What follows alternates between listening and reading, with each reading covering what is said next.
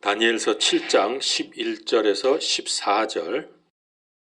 그때 내가 그 뿌리낸 엄청난 말들의 소리로 인하여 보았으니 곧 그 짐승이 죽임을 당하고 그의 몸이 파멸을 당하여 타오르는 불꽃에 넘겨질 때까지 내가 바라보니라.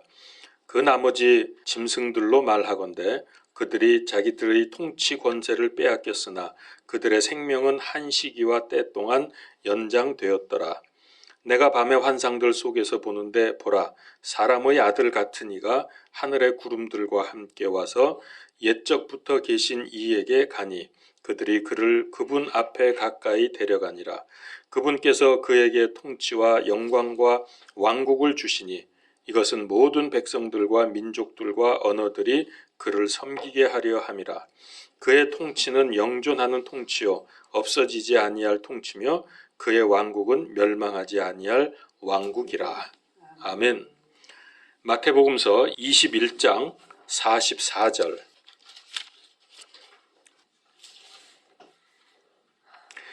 누구든지 이 돌 위에 떨어지는 자는 부서지겠고 누구에게든지 이 돌이 떨어지면 그를 갈아서 가루로 만들리라 하시니라. 아멘.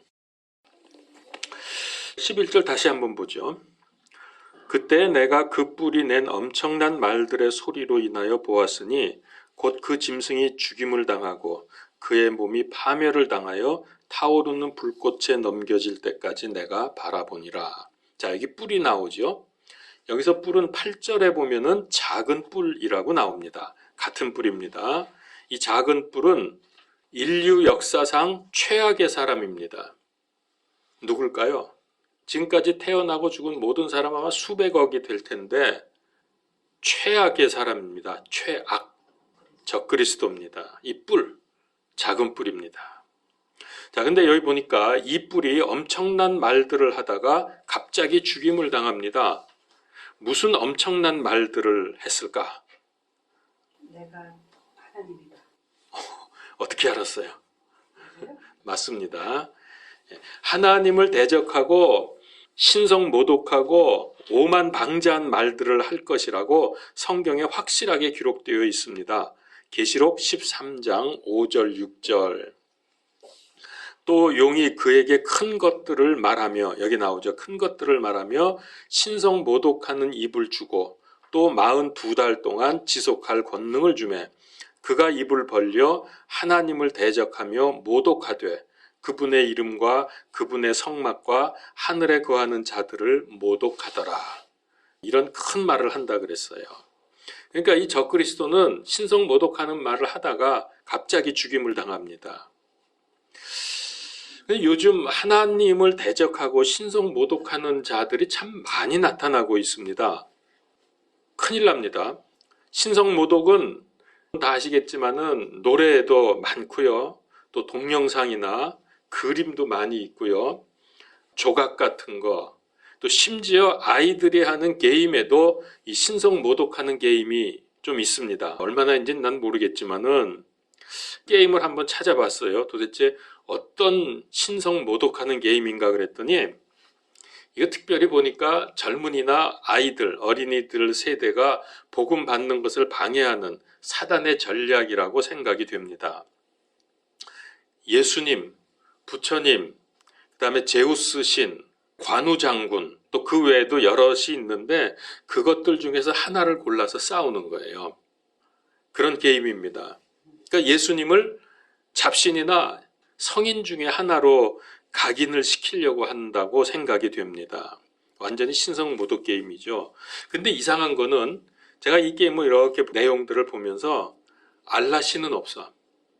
그래서 왜 알라는 빼놨을까 생각을 해봤는데 이제 그냥 추측이지만은 거기는 워낙 독하게 나오니까 잘못하면 테러 당할까봐 그거 만들어가지고 아마 그런 건지 하여튼 우리 기독교계에서는 대응이 없는 것 같습니다. 하여튼 마지막 때의 징조들이 지금 많이 나타나고 있습니다. 적그리스도는 자기가 하나님 행세를 하면서 온갖 권세를 부리며 교만할 것입니다.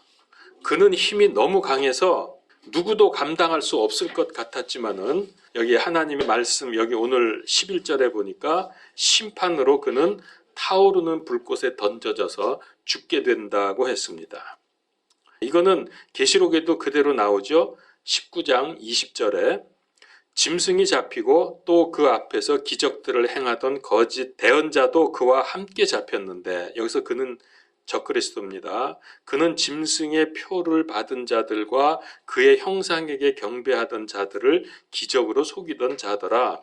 이 둘을 산채로 유황으로 타는 불타는 불호수에 던져지고, 이렇게 말씀이 나옵니다. 또 이 오늘 다니엘서 7장 26절에도 이 비슷한 말씀이 나옵니다. 적그리스도는 그렇게 권세를 부리다가 어느 날 갑자기 죽임을 당하게 됩니다. 12절에서는 이 나머지 짐승들, 사자, 곰, 표범이 나오죠. 그 짐승들이 왕국과 권세는 빼앗겼지만은 생명은 연장된다. 생명은 남아있다고 말씀하십니다. 이게 무슨 뜻일까? 그러니까 여기 짐승들은 뭐였죠? 바벨론, 페르시아, 그리스, 헬라. 이런 짐승들, 지금 이제 그 로마 시대 이제 그 다음에 나오지만은 이런 짐승들이 왕국과 권력은 없어졌지만은 생명은 연장돼서 지금도 남아 있다는 거예요. 이게 무슨 뜻이냐면은 그 나라 자체는 없어졌지만은 그 시대의 사상과 문화와 풍습, 이런 것들은 그대로 남아서 지금까지 유지된다는 거죠. 그래서 현재 서양 문명이 이겁니다. 바벨론, 페르시아, 헬라, 로마의 생각과 문화와 사상들이 연합돼서 만들어진 것이 지금 서양 문화예요. 현재. 지금도 로마의 정신, 문화, 법률, 정치, 관습, 이게 지금도 존재하고 있습니다. 그래서 어떤 의미에서 보면은 우리는 여전히 로마 안에 살고 있습니다. 2장에서 본 대로 느부갓네살의 꿈에서 보았던 큰 형상도 머리, 가슴, 배, 다리, 이게 지금 나라들 아닙니까? 바벨론부터 해가지고 이게 그 다음 제국에 의해서 차례로 무너진 게 아닙니다. 세상에서는 그렇게 보일지 몰라도 그렇게 무너진 게 아니라 마지막 때에 그리스도를 의미하는 돌이 하나 날라오죠. 돌이 날아와서 한꺼번에 형상을 다 무너뜨려 버립니다. 그건 그러니까 무슨 뜻이냐면은 나라와 이름과 통치자는 바뀌었을지라도 그놈이 그놈이다. 그러니까 이름은 바뀌죠. 나라 이름이 바벨론, 그다음에 페르시아 이렇게 바뀌고 왕도 바뀌지만은 결국은 하나님의 눈으로 볼 때, 영적으로 볼 때는 다 그게 그거다. 그래서 마지막 때 그리스도 심판이 이루어질 때 한꺼번에 다 박살이 나버리고 맙니다. 돌이 날아와서 그 형상을 단번에 무너뜨리죠. 머리 없어지고 가슴 없어지고 그러지 않고 서 있는 게 그냥 한꺼번에 다 무너져 버리잖아요.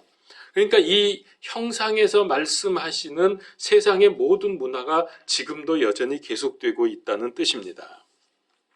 그러면 이건 또 다른 말로 하면 무슨 뜻이냐? 세상 모든 나라들은 역사적으로 예외 없이 마귀에게 장악되어 있다. 세상 나라들, 이 세상이라고 우리가 보통 그러잖아요. 이게 다 마귀가 장악하고 있는 세상이고 나라들입니다. 자, 그러면 우리 믿는 사람들은 어떻게 된 겁니까? 살아남을 방법이 없죠. 그러나 하나님께서 그 해결책을 우리에게 주셨는데 그 세상 나라들 중에서 하나님의 나라가 있었습니다. 그게 뭐냐면은 그리스도의 몸인 교회입니다. 교회. 그래서 역사적으로 그리고 지금도 그리고 심판으로 이 현재 세상이 끝날 때까지 교회가 존재를 하게 되는데 이 교회는 하나님의 나라거든요. 그래서 세상이 교회를 미워하고 핍박하고 없애려고 애쓰는 겁니다. 그러나 역사의 마지막은 그리스도의 재림과 심판으로 마귀 세력과 적그리스도와 또 세상 나라들 다 한 번에 단판에 다 무너지고 교회가 승리할 것입니다. 지금은 교회가 사실 보잘것없지요. 어떻게 보면은 제대로 잘 못하고 소리도 잘 못 내고 그런 것 같지만 이제 주님 재림하셔서 심판하실 때 이 세상 나라들은 다 무너지고 마귀 세력은 다 꺾이고 교회가 승리하게 된다는 거죠. 이것이 영적 전쟁의 본질이고 영적 전쟁의 결과입니다. 다니엘서와 계시록, 하나님의 경륜을 밝힙니다. 다 마찬가지지만 이 둘은 아주, 다니엘서하고 계시록은 하나님의 경륜을 잘 보여주고 있는데, 하나님의 경륜에 따라서 세상을 다스리고 선민을 이끄시고 그분의 최종 목적의 완성을 위해서 당신의 백성들인 교회를 세워가시고 드디어 영원한 왕국에서 당신의 백성들과 함께 영원히 사실 것입니다. 우리가 그분과 영원히 함께 할 것입니다. 여러분, 이 사실이 믿어질 때에 우리는 어떤 상황, 어떤 처지에서도 흔들리지 않고 두려워하지 아니하고 비겁하지 않고 담대하고 내 인생의 목적을 알게 되는 거죠. 내 인생의 최종 목적이 어딘가 하는 거 분명히 알겠죠? 하나님의 나라, 하나님의 영광입니다. 이게 분명하면 사실 그 인생은 최고로 복된 인생입니다. 세상 사람들은 인생의 의미가 뭐냐, 보람 찾고 인생의 가치를 찾고 그러지만 이게 답이에요. 다른 거 없어요.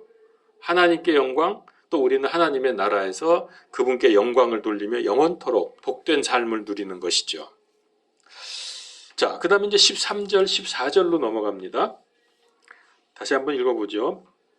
내가 밤의 환상들 속에서 보는데 보라, 사람의 아들 같은 이가 하늘의 구름과 함께 와서 옛적부터 계신 이에게 가니 그들이 그를 그분 앞으로 가까이 데려가니라.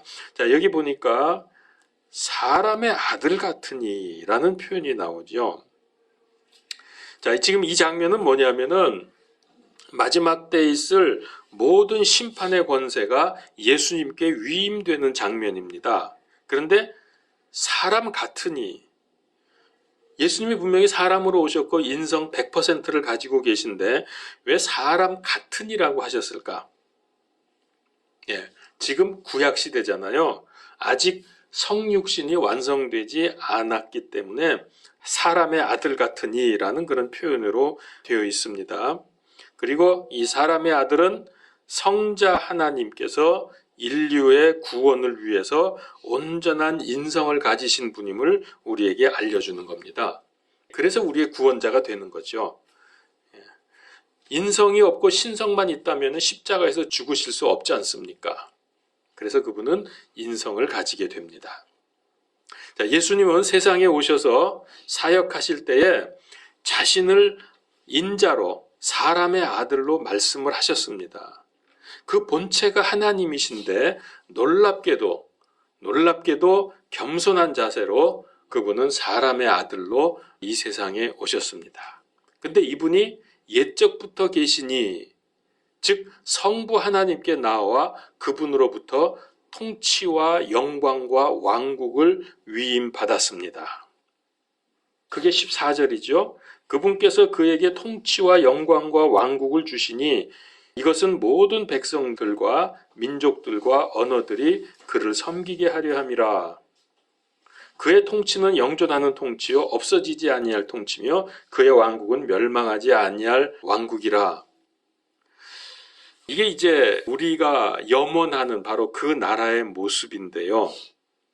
그분의 권세는 아무도 상대할 수 없는 아주 절대적이고 영원한 권세입니다. 왜냐하면은 그분은, 그러니까 예수님이죠. 우리가 아는 이 그리스도 예수님은 사탄의 가장 강력한 무기인 뭐죠?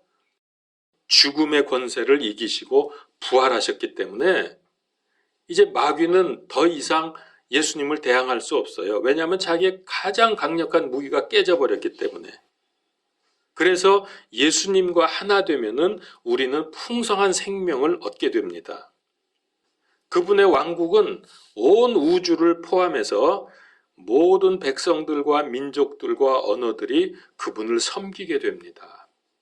여기서 언어들, 그러니까 뭐 말에 하나님을 섬긴다는 게 아니라 각 언어들을 쓰는 사람들을 말하는 겁니다. 그 언어들. 모든 백성에 다 포함이 되는 거죠. 이제 이런 일이 벌어질 텐데 이것이 사실은 이미 성경에서 여러 군데 말씀하고 있습니다. 마태복음 28장 18절에 예수님께서 그들에게 오셔서 말씀하여 이르시되 하늘과 땅에 있는 모든 권능이 내게 주어졌느니라. 이거 잘 아시죠? 이 구절. 온 우주, 하늘과 땅의 모든 권능이 예수님에게 주어졌습니다. 이게 하나님께서 그에게 주신 겁니다. 또 빌립보서 2장 10절에서 11절 하늘에 있는 것들과 땅에 있는 것들과 땅 아래에 있는 것들의 모든 무릎이 예수라는 이름에 굴복하게 하시고 또 모든 혀가 예수 그리스도는 주시라고 시인하여 하나님 아버지께 영광을 돌리게 하셨느니라. 이 세상 온 우주 만물이 다 예수 앞에 무릎을 꿇고 모든 혀가 그를 주로 시인을 하게 된다. 여러분, 그때 우리가 여기에 참여하게 되는 것입니다. 그래서 이 왕국은 세상 왕국들처럼 멸망하지 않고 영존하는 왕국입니다. 계시록 11장 15절 일곱째 천사가 나팔을 불매 하늘에 큰 음성들이 있어 이르되 이 세상의 왕국들이 우리 주와 그분의 그리스도의 왕국들이 되었고 그분께서 영원 무궁토록 통치하시리로다. 아멘. 하나님의 모든 심판의 권능과 권위를 인자이신 예수님께 주셨습니다. 그러니까 여러분 심판도 전부 다 예수님께서 하실 거예요.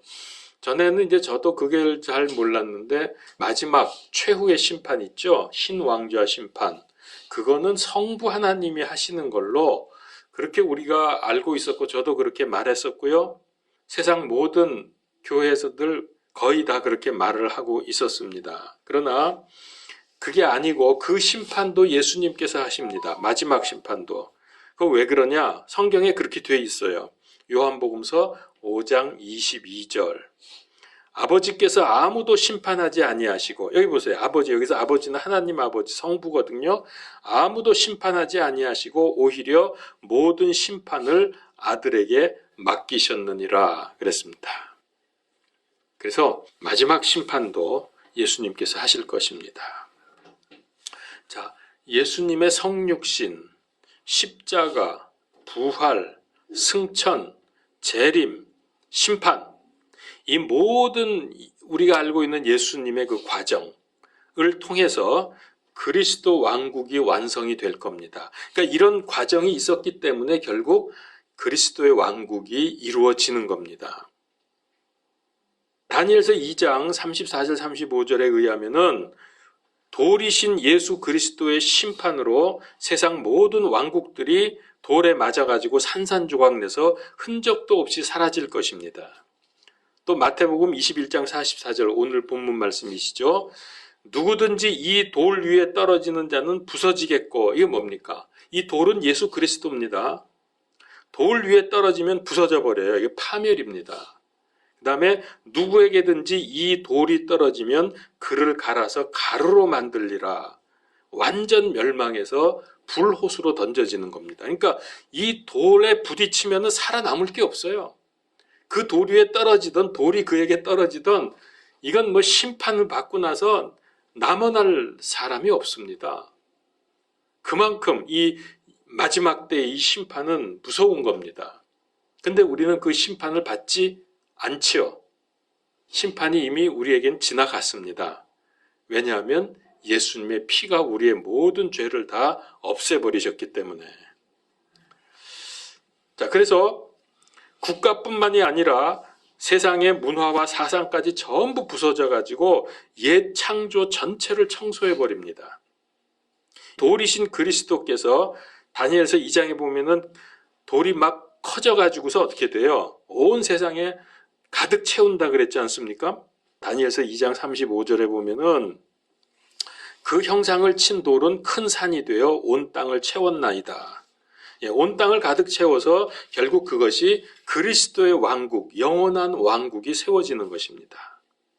이게 여러분 마태복음서 13장 그리고 마가복음서 4장 또 누가복음서 8장에 보면은 우리가 잘 아는 씨 뿌리는 자의 비유가 나옵니다. 거기 보면은 100배, 60배, 30배로 이게 확장되는 내용이 나오죠. 그게 바로 이 왕국입니다. 어떻게 해서 이렇게 온 땅을 채워가면서 이렇게 커집니까? 교회는 그리스도의 몸이라고 하셨는데 궁극적으로 머리이신 그리스도께서 통치하시는 영원한 왕국으로 확대가 되죠. 이게 그리스도의 통치입니다. 이게 영원한 왕국입니다. 그래서 그리스도의 십자가 그리고 심판은 죄로 말미암아 망가진 옛 세상을 끝내버립니다. 그 옛 세상이 어떤 세상이죠? 지금 우리가 살고 있는 이 세상, 이걸 끝내버리신다고요. 로마서 6장 6절에 우리가 이것을 알거니와 우리의 옛 사람이 그분과 함께 십자가에 못 박힌 것은 죄의 몸을 멸하여 이제부터는 우리가 죄를 섬기지 아니하게 하려 함이니. 그렇습니다. 이것이 완성되는 게 새하늘과 새 땅입니다. 자, 이렇게 옛 창조의 끝냄은 새 창조를 발화시키기 위함이다. 발화, 싹이 트는 거. 이게 뭐냐면은 이게 부활이에요. 우리가 부활하는 거예요. 예수님이 부활의 첫 열매로 이렇게 하셨는데 새 창조의 씨앗이 심겨졌습니다. 그래서 그것이 발화합니다. 이게 싹이 나오는 거 이게 부활입니다. 여러분 부활하셨습니까? 아직 부활 안 하셨습니까? 헷갈려요? 부활하셨어요 이미. 영적으로는 부활하신 거예요. 그러니까 이 씨앗이 심겨져서 이미 싹이 트어서 지금 자라나고 있는 중이에요. 어떻게 자라느냐? 우리의 씨앗이 자라서 60배, 100배로 커지면서 온 세계에 지금 전부 이게 장악을 하게 되죠. 그래서 그게 그리스도의 왕국이 된다는 말입니다. 그러니까 지금 우리가 부활했다고 하지만은 겉보기로는 그대로입니다. 뭐 별로 달라진 게 없어요. 그러나 영적으로 내면적으로는 복음 가진 교회를 통해서 지금 그리스도의 왕국이 자라나고 있는 중입니다. 우리가 지금 여기가 그리스도의 왕국이에요. 완성되진 않았지만 지금 자라나고 있는 중입니다. 어떻게 자라납니까?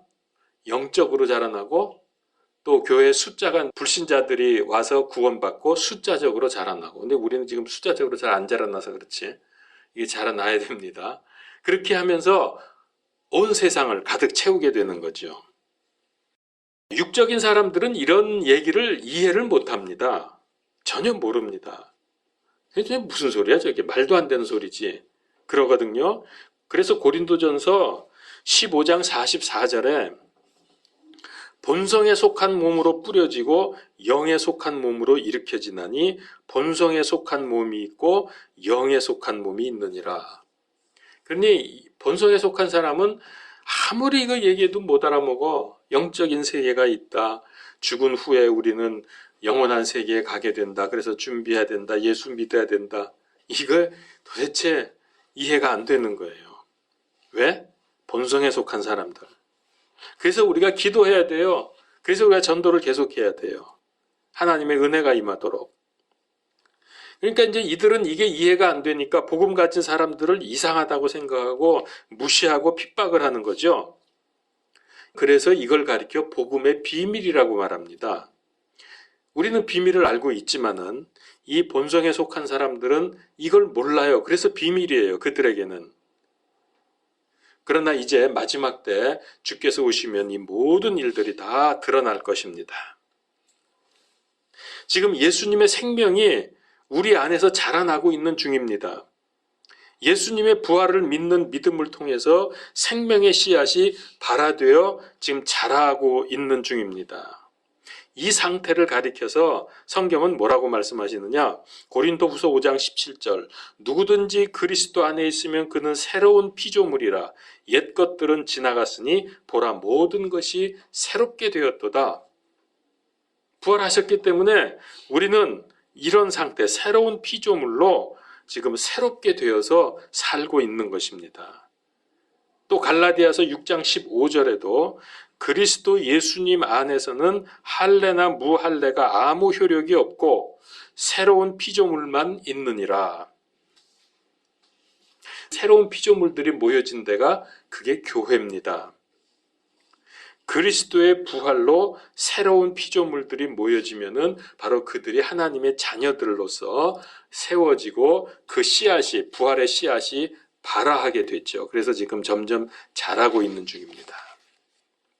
마지막 때 이 부분에 대해서 말씀을 드렸는데, 하나님께는 사실 두 가지 문제가 있어요. 첫 번째는 아담 이후에 타락한 인류, 즉 옛 창조를 어떻게 해야 되느냐. 죄로 물든 이 옛 창조물, 이 사람들 어떻게 해야 돼요, 이거. 그 다음에 두 번째 문제는 다니엘서 7장 지금 보고 있는데 거기 나오는 짐승인 하나님을 대적하는 세상 모든 이 인간 정부들, 세상 나라들을 이걸 어떻게 해야 될 거냐. 하나님은 이 두 가지 문제를 가지고 있습니다. 그래서 첫 번째, 죄로 물든 사람들을 어떻게 할 것이냐. 아담 이후에 이 문제를 예수님 초림 때 십자가로 해결하셨습니다. 개인적인 차원이죠. 그래서 십자가를 통해서 믿으면 구원받도록, 그래서 옛 창조, 죄로 물든 이 옛 사람을 끝내버리고 새로운 사람을, 우리 봤죠? 새로운 피조물로 거듭나는 겁니다. 그 다음에 두 번째 문제, 이 세상, 이 왕국들, 세상 왕국들을 어떻게 할 거냐. 이 세상 정부라고 표현을 하면 좋은데요.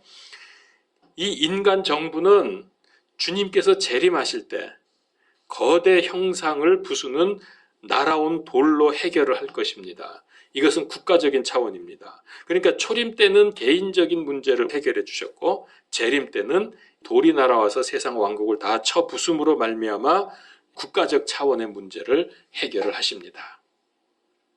재림하실 때 돌이신 그리스도께서 강타함으로 말미암아 죄로 망가진 옛 세상을 완전히 청소해 버립니다. 그러니까 그 형상이 무너진다는 얘기는 옛 세상이 다 이제 청소가 된다는 얘기입니다. 그 후에 새 하늘과 새 땅에 영원하고 우주적인 하나님의 왕국이 세워져서 하나님과 자녀들이 한 몸을 이루어 영원한 누림을 갖습니다. 어디서 누림을 갖습니까? 낙원과 그 낙원의 중심지 새 예루살렘. 심판이 있었고 앞으로도 몇 번이 있을 겁니다. 예수님이 십자가에서 죽으신 것도 죄에 대한 심판입니다. 그리고 이제 앞으로 또 어떤 심판이 있냐면은 뭐 양과 염소의 심판도 있고, 또 우리가 가서 상급 심판도 받을 거고, 또 최후의 심판도 있고, 이런 이제 몇 가지 심판들이 있는데, 그 마지막 최후의 심판들, 즉 흰 왕좌 심판으로 우리가 살고 있는 이 세상은 완전히 끝나고 새로운 세상이 시작됩니다. 그 다가올 세상을 성경은 새하늘과 새 땅이라고 말씀하십니다. 그런데 이 일이 이루어지기 위한 마지막 때의 사건들이 지금 이미 시작이 되었습니다. 성경에서 말씀하시는 현상, 마지막 때의 징조들이 현재 오늘날 급작스럽게 많이 나타나고 있습니다. 옛 세상이 청소가 될 텐데, 여러분, 우리 여기 있는 분들은 청소 당하면 안 되겠죠? 청소에서 제외돼야 됩니다. 그래서 사람은 누구나 영원한 세상, 새하늘과 새 땅을 준비해야 합니다. 이건 누가 한 말인지는 제가 잘 모르겠습니다만은 너무나 함축된 좋은 말이라 제가 그냥 인용을 합니다. 누군지는 모르겠습니다만은 짧지만은 믿음의 중요성을 잘 표현하고 있습니다. 우리를 즐겁게 하는 것들은 모두 순간적이다. 영원한 것보다 중요한 것은 없다. 다시, 우리를 즐겁게 하는 것들은 모두 순간적이다. 영원한 것보다 중요한 것은 없다. 그렇습니다. 사람의 즐거움은 있다가 사라집니다. 새 옷을 입으면 기분 좋죠? 그러나 잠시 후에 낡아집니다. 휴가 가면 좋죠? 그러나 금방 휴가는 끝나고 맙니다. 지식도 불완전하고 시대에 따라서 지식도 바뀝니다. 커피가 좋다 나쁘다 얼마나 여러 번 바꿨습니까? 돈으로는 가치 있고 영원한 것을 얻을 수가 없습니다. 그러다가 죽음이 오면 피하지 못합니다. 그리고 그 후에는 심판이 있습니다. 그래서 우리가 사는 동안에 반드시 해야 할 것이 있습니다. 영원한 세계를 알고 그 세계를 준비하는 것입니다. 어떻게 준비합니까? 예수님 믿어야 합니다. 그리고 하나님 말씀 따라 사는 것입니다. 이것이 영원한 세상을 준비하는 겁니다. 예수님을 믿으면 영원한 생명과 하나님의 왕국이 주어지고요. 하나님 말씀 따라 살면 면류관과 상급이 주어집니다. 제발 부탁입니다, 여러분들. 예수님 꼭 믿으세요. 예수님 믿으세요. 그리고 예수님을 전하세요. 기도하겠습니다. 하나님, 오늘 이 다니엘서를 통해서 영원한 불호수와 영원한 하나님의 왕국이 있는 것을 우리가 보았습니다. 둘 다 없어지지 않는 영원한 나라라고 말씀하셨는데 우리가 어떻게 영원한 세상을 준비하고 또 어떻게 해야 거기서 참으로 복된 삶을 영원토록 누릴 수 있을지 우리에게 알게 해주신 것을 감사합니다. 진짜로 예수님 믿게 하시고 진짜로 예수님 전하는 삶이 되게 하여 주시옵소서. 예수 그리스도 이름으로 기도하옵나이다. 아멘.